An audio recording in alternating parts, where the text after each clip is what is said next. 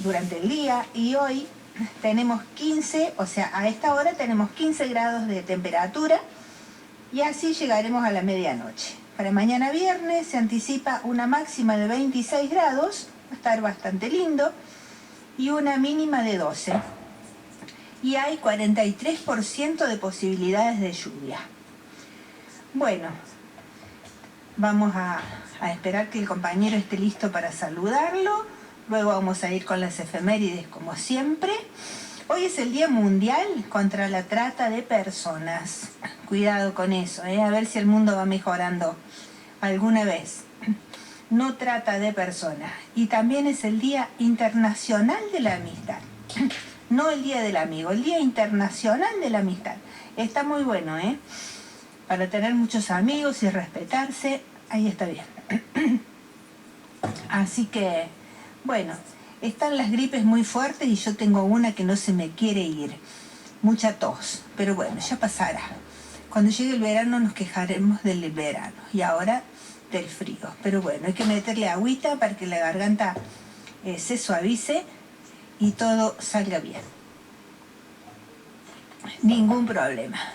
Así que, bueno, nosotros, como ya les decía, deseamos que estén todos bien. Y si hay posibilidades de irse al camita temprano, mucho mejor. Y si no, bueno, hay que aguantar nomás, porque como les decía, después nos vamos a quejar del calor. Está todo bien. Sí. Bueno, tenemos efemérides también para el día de hoy, obviamente. Ya estoy buscando las efemérides, pero primero voy a saludar a mi compañero y para que me dé tiempito de buscar las efemérides que ya las tengo preparaditas. Y vamos con todo el programa. Buenas noches, Tony, ¿cómo estás? Hola, buenas noches. Hola, buenas noches, Normita. Buenas noches a todos, todas, todes. Como siempre decimos, nuestro programa está dedicado a la verdad y nada más que la verdad. Para eso cotejamos toda la información en medios locales, nacionales e internacionales, porque debemos seguir combatiendo las noticias falsas que tanto daño han hecho y hacen a nuestro país y el resto del mundo. Y recuerden que la mayoría de las guerras han sido motivadas, no solo en este siglo, sino en el 20 y anteriores, por las mentiras. Muchas de ellas. Y cuando suceden esas cosas, después no hay remedio para el sufrimiento que le trae a la gente. Bueno, dicho esto, vamos a dar lectura como siempre a algunas frasecitas y vamos a adelantar algunas noticias relevantes. Primera frase: la economía y el libre mercado son solo afirmaciones para el consumo de los tontos e ignorantes. La economía nunca es libre, o la controla el Estado en beneficio del pueblo, o la controlan las grandes corporaciones en perjuicio de este. ¿Qué es lo que sucede con este modelo económico que nos quieren imponer a fuerza de palos, miseria, cierre de fuentes de trabajo, pérdida de derechos laborales, destrucción de la educación, la salud, etcétera, etcétera? La directora del Fondo Monetario Internacional participa de las reuniones de gabinete y visita nuestros campos petrolíferos como una virreina en su colonia. Lamentable. Destitución del presidente de la Nación. Recuerden este artículo, el artículo 53 de la Constitución Argentina.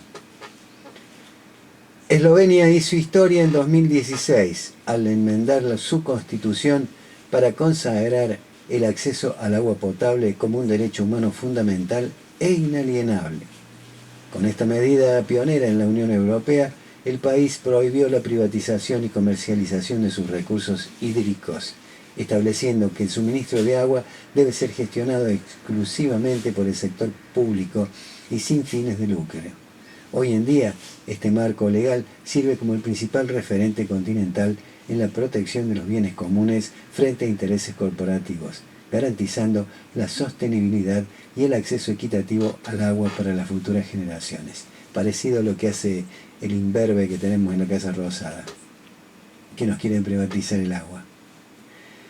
Milei no tendrá reelección 2027, pero a la mafia no le importa mucho. A él lo podrán internar, pero la banda que lo sostiene se habrá quedado con todo, y el Fondo Monetario Internacional será nuestro acreedor para siempre. Hay que pararlo cuanto antes.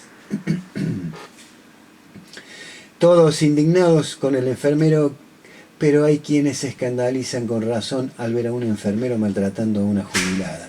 Pero ese horror no empieza ni termina en un geriátrico. Cada miércoles vemos cómo reprimen, gasean y golpean a nuestros jubilados por reclamar lo que les corresponde después de toda una vida de trabajo. La violencia no solo es la de una persona, también existe cuando el Estado responde con palos y gases a quienes deberían ser cuidados y respetados. Nuestros mayores merecen vivir con dignidad, no con miedo. Ningún maltrato puede naturalizarse, venga de quien venga. Milei ordena desmantelar la Comisión Nacional de Energía Atómica. Lo firmó por decreto, el número 655/2026. Se publicó esta semana y no es un ajuste más, es la motosierra a 60 años de ciencia nuclear argentina. Los números que no quieren que veas, de 645 a 272 unidades. La estructura de la CONEA se recorta un 58%.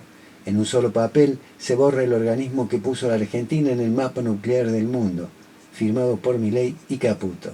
100 despidos este mes, 389 puestos menos desde que llegó Milei. Datos oficiales del INDEC. En Catamarca reincorporaron solo 8 de los 60 despedidos. En riesgo, el reactor Karen, el primer reactor de diseño 100% argentino. El orgullo nuclear del país. Lo dejan morir para que después vengan los privados. Y acá está la trampa. 400 becarios postdoctorales del CONICET hoy están en la calle. Piden entre 2.000 y 3.000 millones. Menos de lo que gastan en un vuelo oficial. No es que no hay plata, la sacaron, lo dicen los trabajadores de ATE CONICET. No es negligencia, es ajuste deliberado. 6.000 científicos ya se fueron del país. Los formamos con la plata de todos. Hoy investigan para Europa, Israel y Estados Unidos. Lo dice la Academia Nacional de Ciencias Exactas. ¿Y quién viene a llevarse lo que queda? Magnet Energy, empresa yankee de Delaware, con $50 millones de capital, anuncia una inversión 24 veces mayor para poner un reactor acá. El reactor ACR300 lo patentó INVAP con plata argentina. Ahora la ganancia se va a Estados Unidos. Es el mismo libreto continental. Bolsonaro en Brasil, Kast en Chile, Milei acá. La internacional del ajuste necesita pueblos sin ciencia propia ni soberanía tecnológica. Un país que no piensa es colonia. Sin ciencia pública no hay soberanía. Bueno, vamos ahora con las efemérides del día 30 de julio. Con algunas por lo menos, porque hay muchas. En 1905 nace Pedro Quartucci.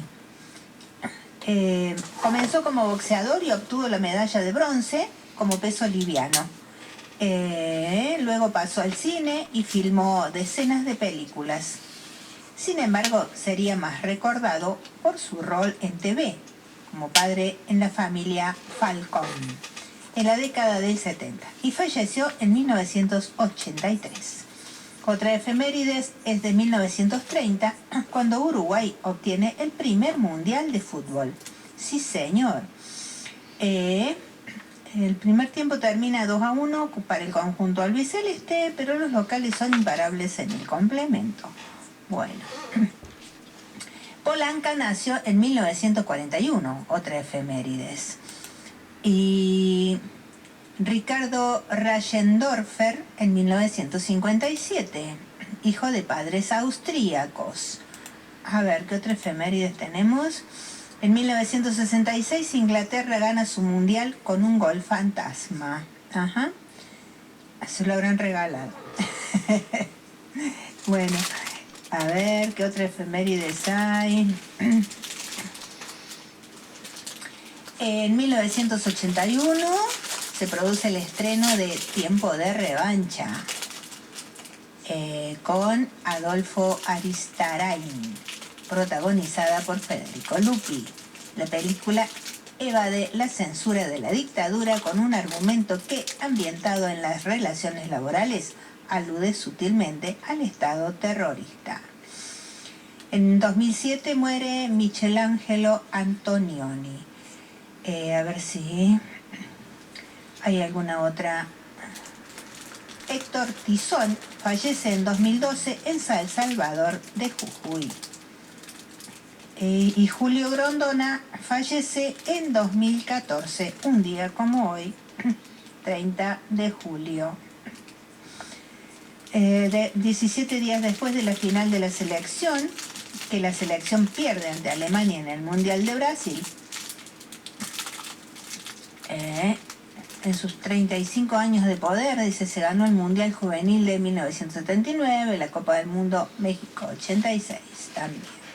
Además, hoy es el Día Mundial contra la Trata de Personas y el Día Internacional de la Amistad. Creo que ya lo había dicho, pero está bueno recordarlo. Bueno, muy bien, vamos con el desarrollo del programa. ¿Cómo vas con música? Vamos con un temita musical. Bueno, genial.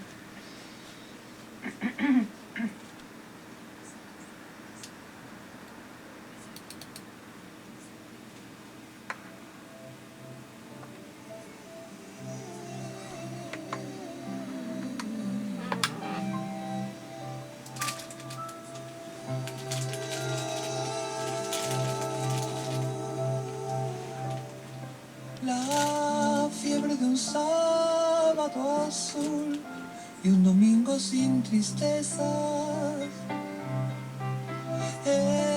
Esquivas a tu corazón y destrozas tu cabeza. Y en tu voz solo un pálido adiós. ¿Quieres que haga seguir el café? Y el reloj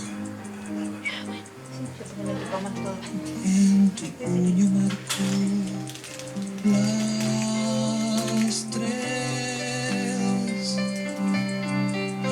El sueño de un sol y de un mar y una vida peligrosa,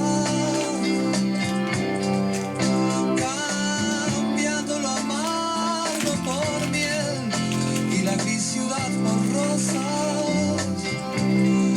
Te hace bien tanto como hace mal, te hace odiar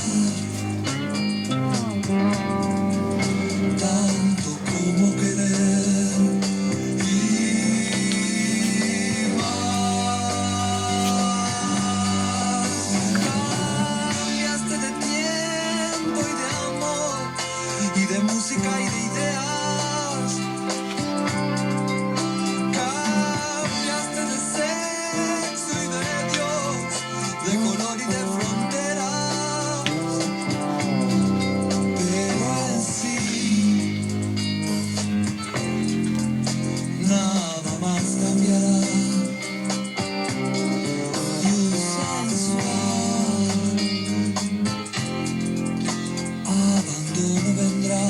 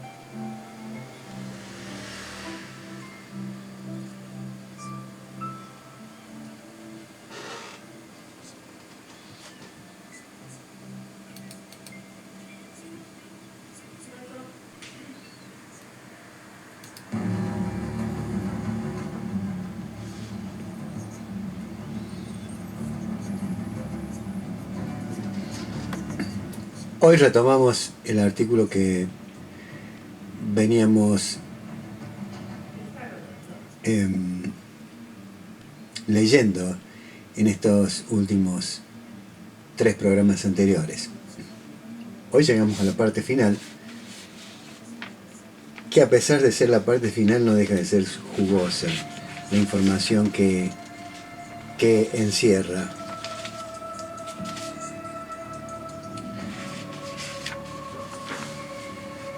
El lunes habíamos dicho que la Casa Blanca había anunciado que Argentina, en un marco de comercio que reconoce a Estados Unidos como jurisdicción adecuada para la transferencia de datos, un día después de que un DNU transfiriera el control del RENAPER, los datos de identidad de 47 millones de argentinos del Ministerio del Interior al de Seguridad pasaron.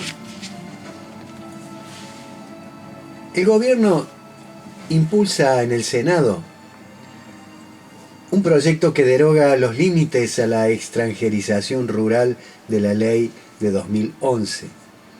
Elimina el tope del 15% de tierra en manos extranjeras y habilita por primera vez la compra de tierras ribereñas. Los principales beneficiarios de esa derogación son las mismas cerealeras que ya controlan el comercio, los puertos y la logística de la vía navegable troncal. Cargill, Bunge, Dreyfus, COFCO, AGD, Molinos, más las mineras que firmaron memorandos de entendimiento por minerales críticos con Estados Unidos. La hidrovía Paraná-Paraguay conecta ese proyecto con la geopolítica.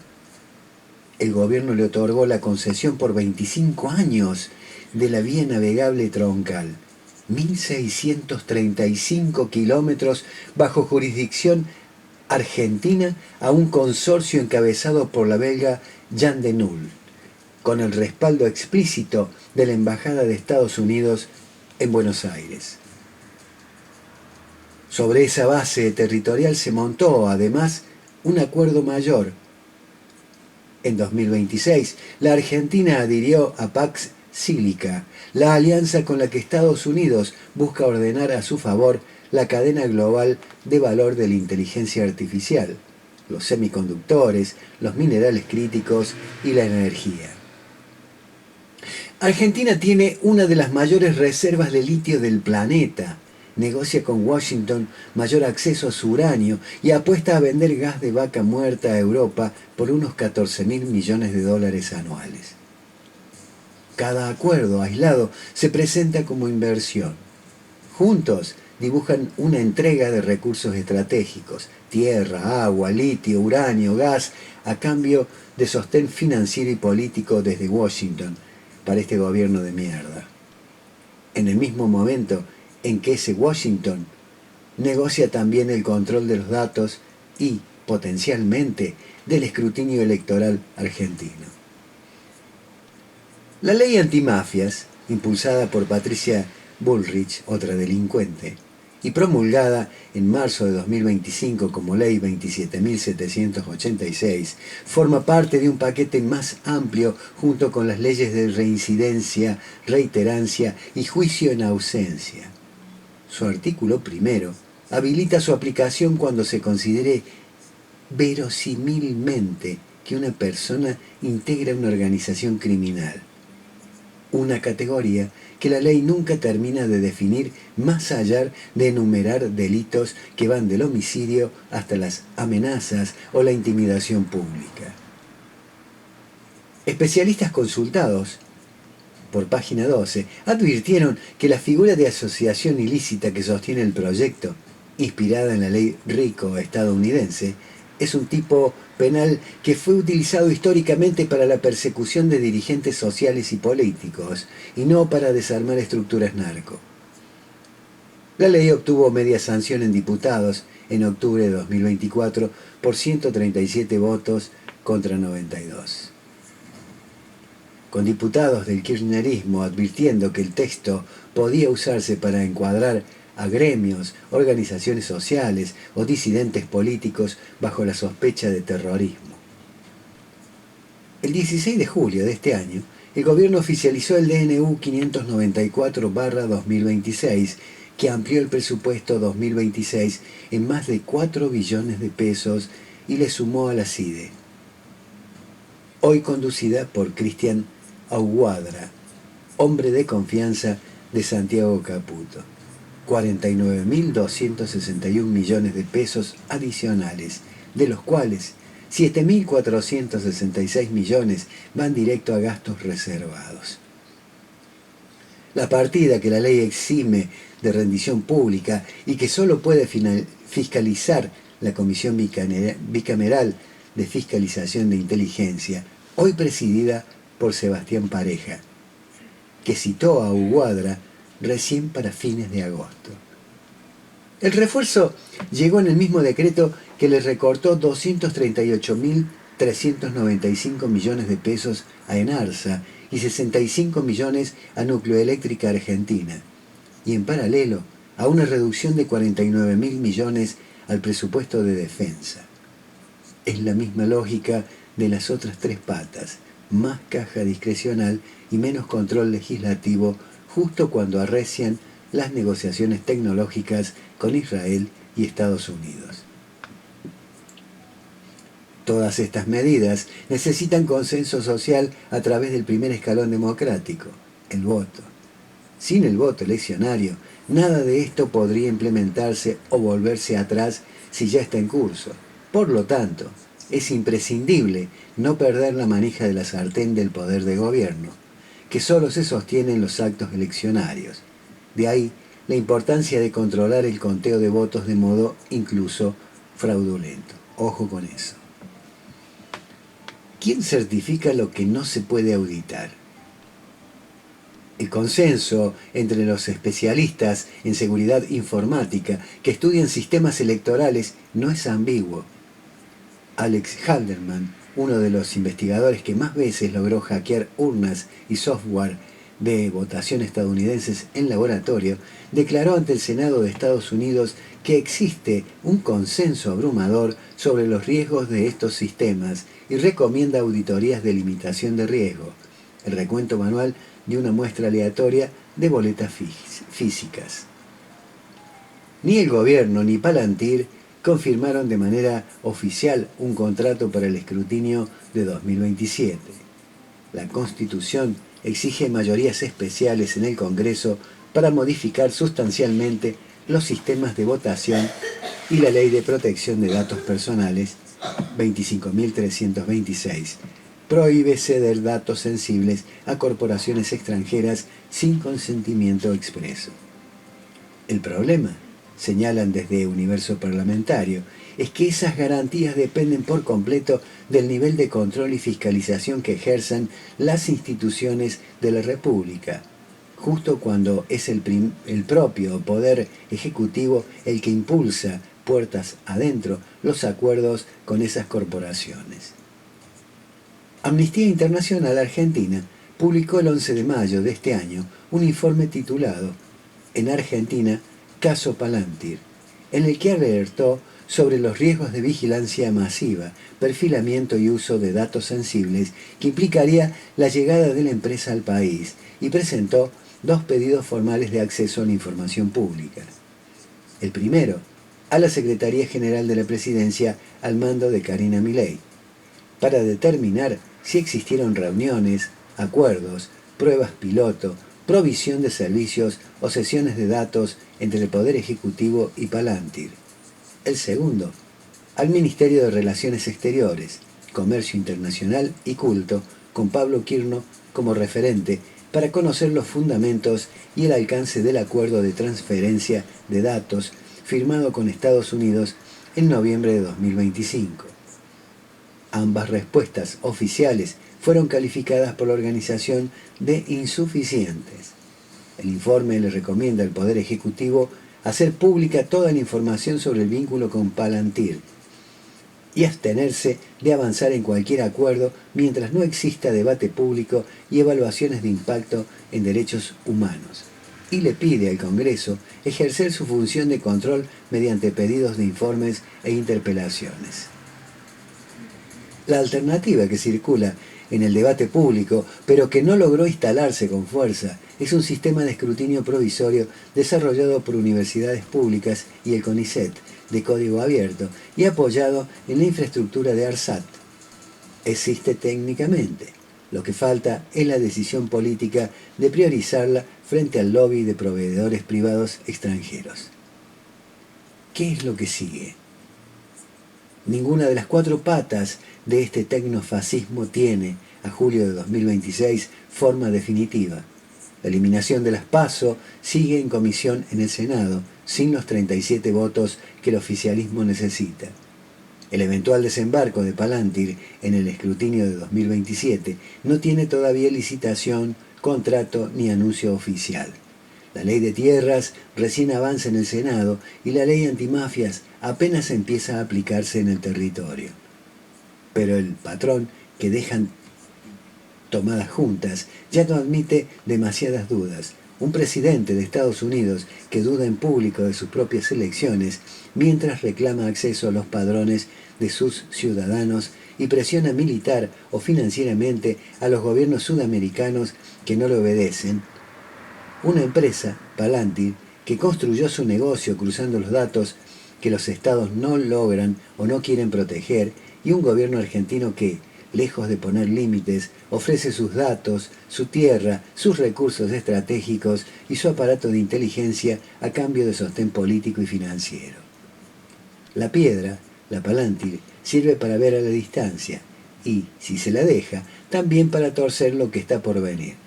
La pregunta que va a definir 2027 no es solo quién gana la elección, es si, para cuando llegue, va a quedar algo de la Argentina que ese resultado tenga sentido de gobernar. Es para pensarlo, ¿eh? Es para pensarlo. El 6 de agosto, ¿hay paro general? No, el 6 de agosto no hay un paro general confirmado, pero sí se ha convocado a una gran movilización frente al Congreso y posibles medidas de fuerza sectoriales. Motivos de la protesta: ley de tierras.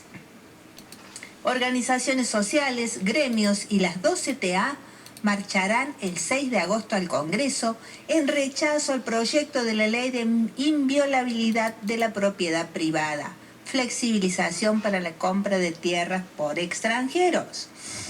Reclamos docentes y universitarios también. Algunos gremios universitarios y congresos de sectoriales provinciales discuten planes de lucha y paros para esa fecha en demanda de mejoras salariales. Para ver detalles sobre la convocatoria de la marcha del Congreso, a ver, me gustaría ampliar eso. A ver si encuentro. A ver. No. Habla de, bueno, va a haber convocatoria el 6, justamente para rechazar lo que está intentando hacer no digo bendito, sino maldito gobierno que tenemos, que quiere, o sea, ha puesto a la Argentina en venta. Es así.